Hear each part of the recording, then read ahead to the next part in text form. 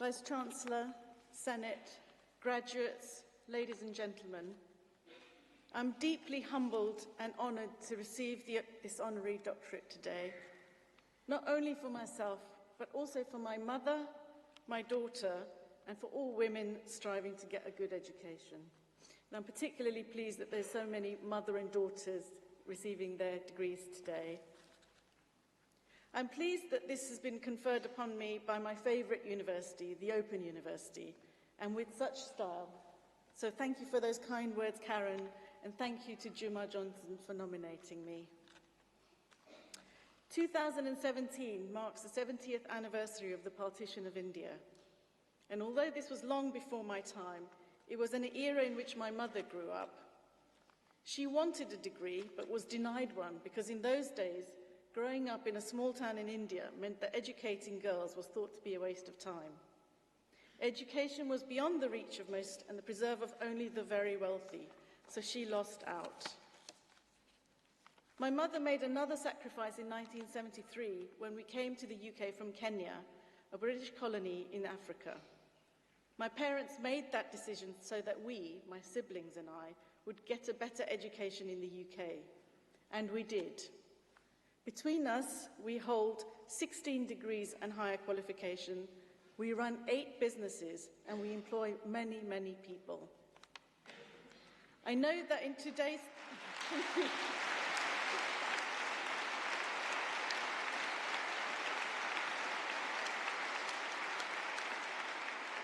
That's very kind of you, and I will relay that to my brothers and sisters so they know. I know that in today's time of high tuition fees, many people question the value of a university education. Yes, it's expensive. Yes, it's very hard work. And yes, its benefits may not be immediate. But in my personal experience, ignorance is no substitute for actually knowing a thing well, in depth and with breadth.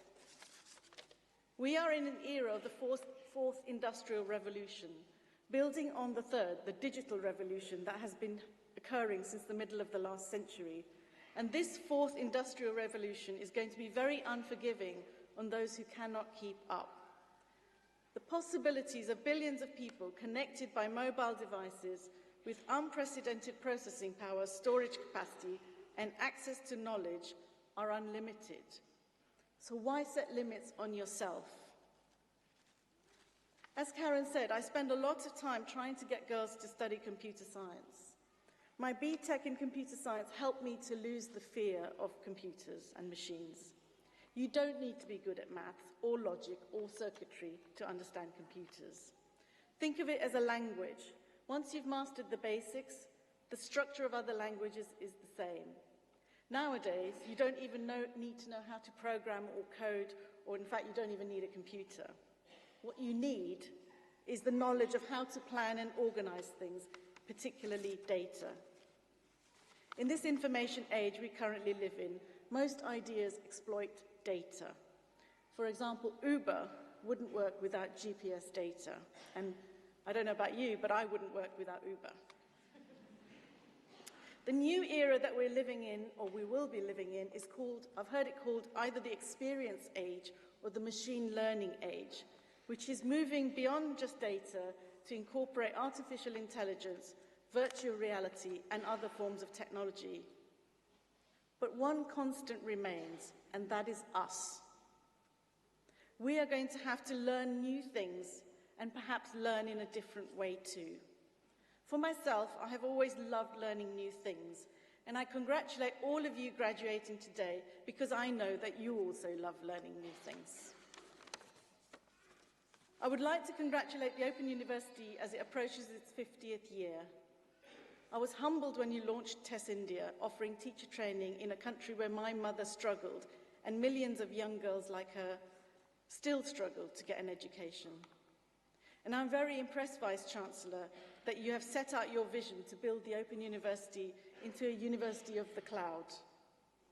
But most of all, I admire the Open University because it continues to strive for greater equality, opportunity, and for social mobility. Inequality is an issue that needs to be addressed and tackled urgently and decisively, and so I am very glad that the Open University is there, a long-established, practical, useful, and far-reaching resource to help us do just that. Thank you very much.